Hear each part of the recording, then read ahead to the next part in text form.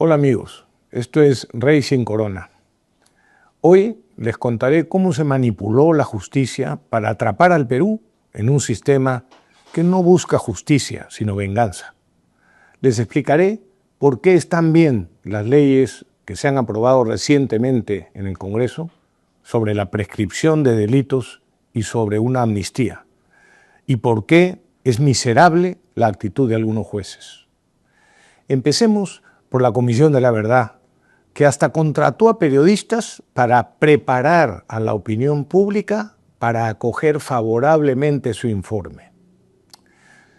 Gastó más de 13 millones de dólares, ocultó el origen marxista del terrorismo y acomodó el informe a los prejuicios de sus miembros. Claro, la mayoría de los comisionados y contratados tenían origen marxista, y por si fuera poco, 3 de ellos, de Gregori, Tapia y Morote, no solo habían sido amigos y colegas de Abimael Guzmán en la Universidad de Huamanga, sino que cuando en 1970 Guzmán fue detenido por dirigir su primer atentado terrorista en Huanta, todavía con el nombre de Bandera Roja, los 3, junto con Antonio Díaz Martínez, el número 2 de Abimael, firmaron comunicados exigiendo la libertad de Guzmán. Aquí les muestro copia de uno de esos comunicados. Este se publicó en el diario Correo y dice lo siguiente: hace un mes fue apresado y conducido a Lima el profesor Abimael Guzmán Reynoso. Protestamos enérgicamente por la violación de sus derechos humanos y exigimos su libertad. Ayacucho, 24 de julio 1970. Firman, entre otros, Alberto Díaz Martínez, Carlos Tapia, Carlos Iván de Gregori y Alberto Morote. ¿Se imaginan el sufrimiento que nos habríamos evitado si en lugar de soltarlo se condenaba como merecía a Guzmán? Pero volvamos a la Comisión de la Verdad. Mintió de forma infame, acusando a las Fuerzas Armadas de violaciones sistemáticas contra los derechos humanos, de delitos de lesa humanidad y de ser responsables del 31% de las víctimas mortales.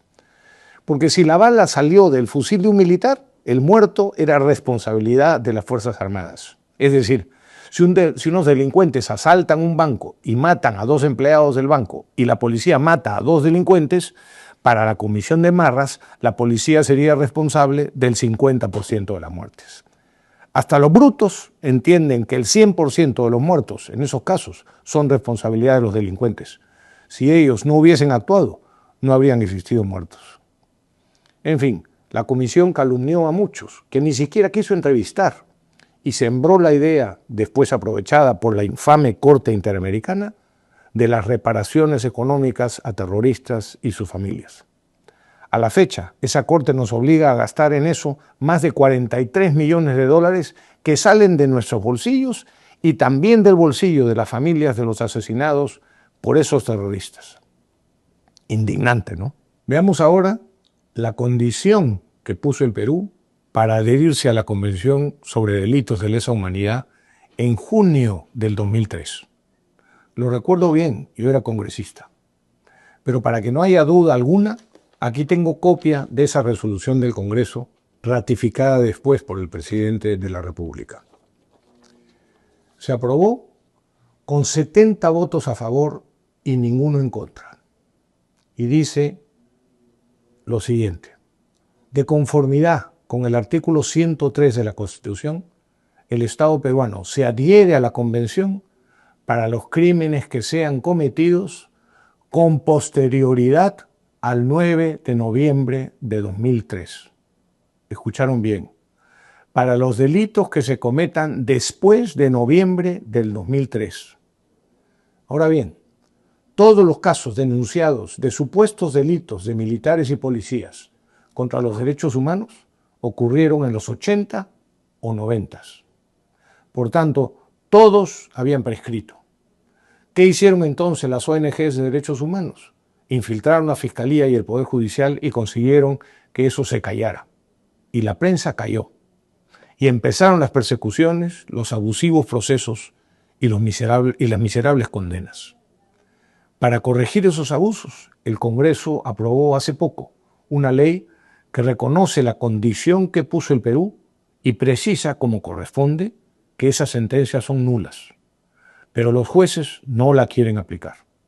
Eso solo puede explicarse por miedo a las ONGs y sus amigos o por venganza y odio a quienes derrotaron el terrorismo.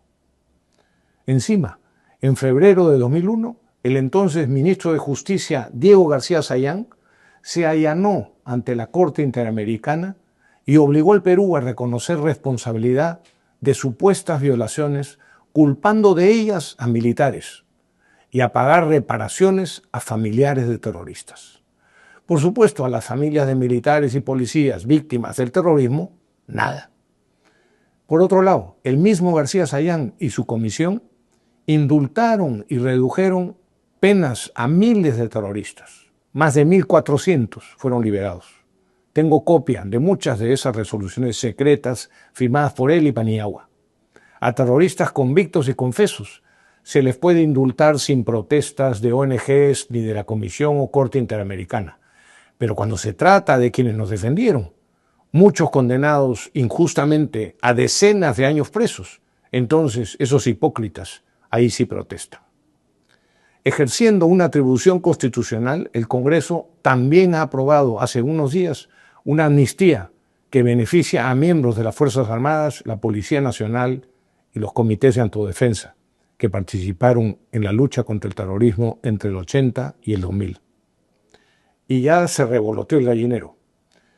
Ni las ONGs, ni los opinólogos, ni esa Corte Interamericana de la que hay que retirarse, tienen derecho a impedir que el Perú ejerza y defienda la justicia, su Estado de Derecho y su soberanía constitucional. Ya basta. Espero que este comentario les haya sido útil.